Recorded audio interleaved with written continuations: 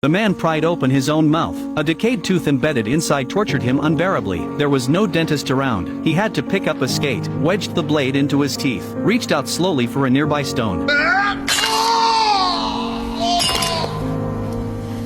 The immense pain made him pass out. When the next day's sunlight hit his face, the tormented man looked haggard. The wound on his thigh began to fester. Even more frustrating, the forgotten flashlight also drained its last bit of light. No time to grieve. He used the skate to cut open his clothes. With bubble wrap from a delivery box, made a simple bandage for the wound. Then used a lady's dress to make a makeshift fishing net. After some practice, he had mastered the skill of catching fish. Yet the hard-to-swallow seafood reminded him he should make a fire and eat cooked food. So he decided to try drilling wood for fire, but it wasn't as easy as imagined. He drilled from day to night, and from night to day. His palms were worn raw, but not a single spark appeared. So he tried a second method, but after rubbing for a long time, still no effect. His hand was accidentally pierced by the wood.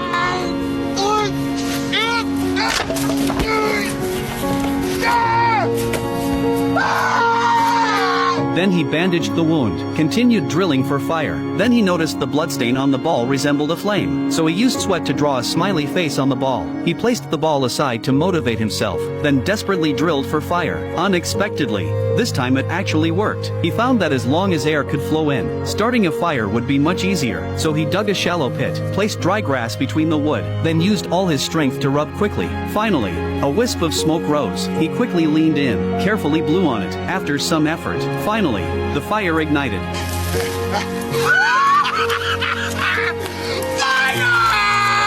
He was as happy as a child. This was not just the fruit of his labor, but also his hope for survival. At night he lay leisurely by the bonfire, tore off a piece of roasted crab meat, took a hearty bite. A fresh yet non-greasy satisfaction instantly overwhelmed him. He even proudly shared his achievement with Wilson. Much one of those coconuts.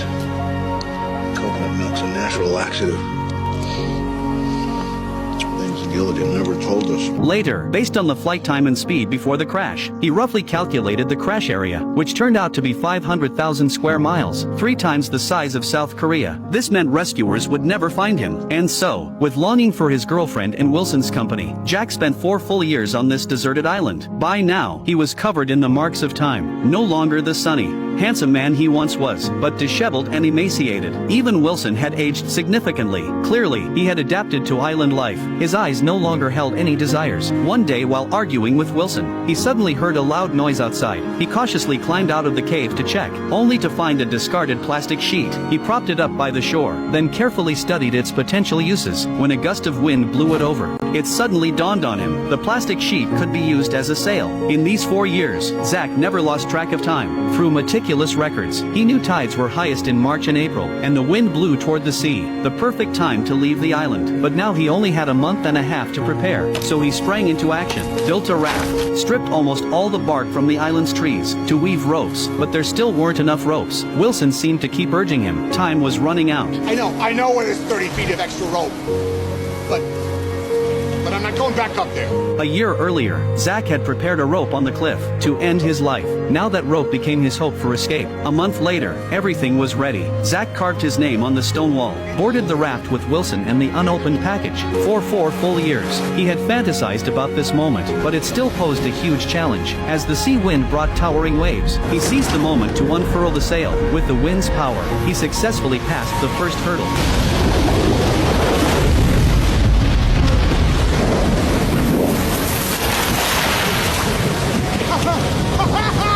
When he excitedly looked back at the island, his heart was filled with mixed emotions, a bittersweet reluctance. After all, this place had nurtured him for 4 years. Under the sunset's glow, the lonely island gradually blurred, until it disappeared. During his drifting days, he collected rainwater to drink, sustained himself by catching fish, but the sea was never smooth sailing. A sudden storm blew away his sail in an instant. He curled up, clutched Wilson tightly, amid the wind and rain, slowly lost consciousness. When he woke again, Wilson was gone. He lay hopelessly on the wood, then threw the paddle into the sea, waiting for death. Perhaps heaven pitied him. Soon after, a cargo ship approached him. Later, he flew back to his hometown. In the lounge, excited to meet his girlfriend, but instead, her husband arrived. From the man, he learned Kelly had waited for him for 2 full years, until the authorities declared him dead. Only then did she give up on their love. After hearing the man's words, Zach didn't know how to respond. He could only silently watch him leave. Then he drew the curtains, and saw the Kelly he had longed for day and night, to welcome Zach's return. Friends threw her a party, but now he had become withdrawn. After seeing them off, he lay on the floor, unable to sleep. Looking at the rusted pocket watch in his girlfriend's photo, he suddenly realized everything had already changed. It was time to return what belonged to her. He walked to her doorstep, hesitating whether to knock, but the door suddenly opened. They exchanged small talk as if they'd met yesterday, yet in the pauses, they silently gazed at each other, as if countless words remained unspoken. The ex-girlfriend returned Zach's car to him. This car held their happiest memories. Zach drove away.